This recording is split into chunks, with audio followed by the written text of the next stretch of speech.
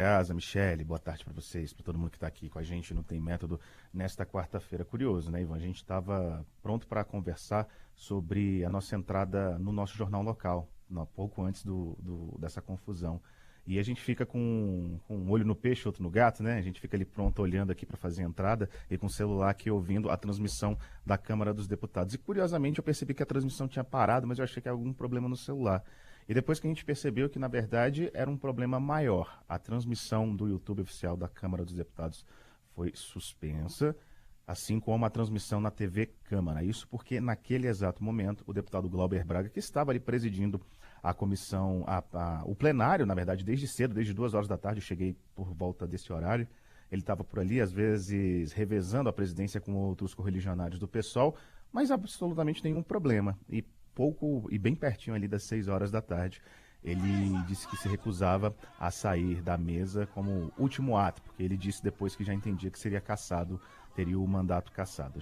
Quem está nos acompanhando aí nas redes sociais da Band News está vendo alguns desses vídeos dessa confusão. Eu estava à esquerda, inclusive, desse ponto que a gente está acompanhando agora. Não, e dá para ouvir a gritaria aqui para quem está também com o som.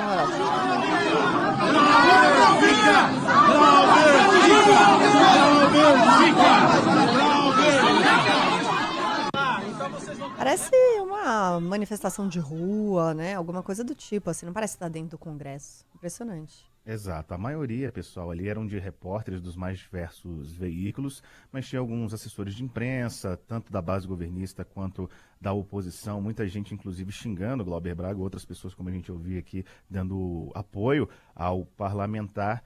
E a confusão já começou logo na hora dessa suspensão das transmissões, né? Todo mundo foi para frente do plenário Ulisses Guimarães, o principal e maior plenário do Congresso Nacional, e a gente estava só ouvindo as histórias de que Glauber Braga estava sendo retirado à força da mesa do plenário. Daqui a pouco chega a deputada Maria do Rosário, do PT do Rio Grande do Sul, falando, gritando que a imprensa estava sendo censurada, não podia acessar o plenário, e foi assim durante toda a noite. Ninguém pôde acessar o plenário Ulisses Guimarães até o final dessa votação aí, dessa matéria que pretende reduzir as penas das pessoas condenadas pelos atos de 8 de janeiro. Ô, Rafa, de quem foi a ordem para, se isso já ficou posto, porque até ontem tinha uma divergência, né? O Hugo Mota falou só por meio de nota, se ele já se manifestou sobre as agressões que foram cometidas aos jornalistas, e como é que foi o depois disso aí, né? Porque a sessão continuou, tanto que a dosimetria foi aprovada às 4 horas da manhã. Exatamente, Ivan.